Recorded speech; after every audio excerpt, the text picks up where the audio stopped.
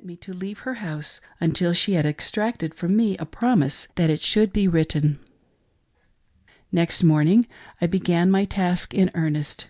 I faithfully kept my room and labored unremittingly, and in 3 weeks the manuscript of my little work on Polygamy in Utah was completed.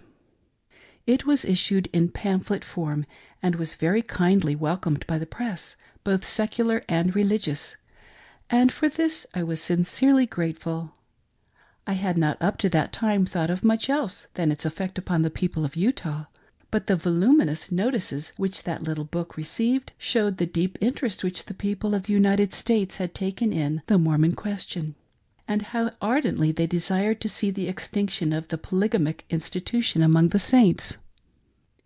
In Salt Lake City I was so situated that I was daily, I might almost say hourly, brought in contact with the visitors to the modern Zion, for during the summer thousands of travelers pass over the Pacific Railroad.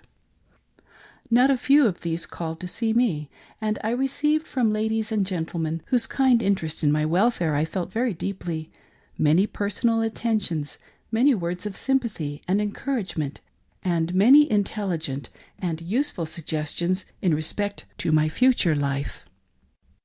Indeed, I saw myself quite unexpectedly, and I may truthfully say, without my own desire, become an object of interest. By the earnest suggestions of friends and strangers, and by the widely published opinions of the press, I was made to feel that I had but begun my work, that I had but partly drawn aside the veil that covered the worst oppression and degradation of woman ever known in a civilized country.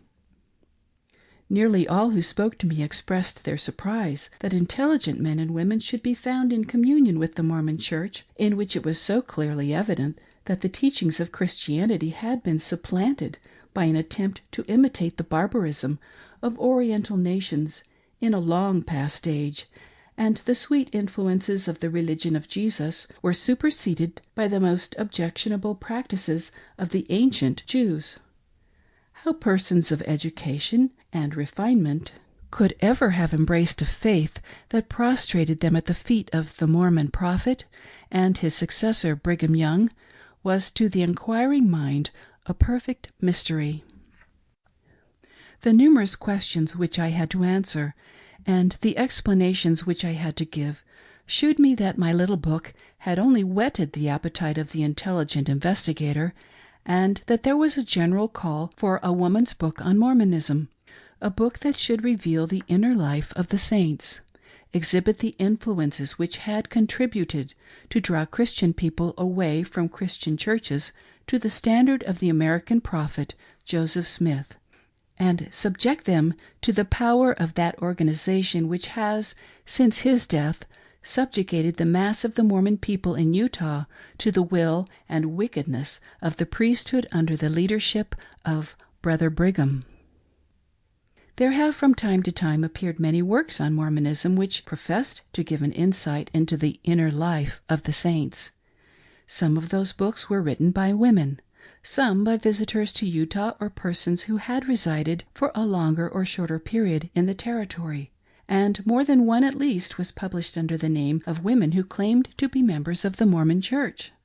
How untrustworthy the accounts of visitors and Gentiles are, and the reason why such should be the case, I shall hereafter in the course of this volume have occasion to explain. And that the autobiographies of supposed Mormon women were equally unreliable, the following facts will clearly demonstrate. A French lady, a countess and a woman of the world, Madame Olympe Edouard, came to see me in Salt Lake City.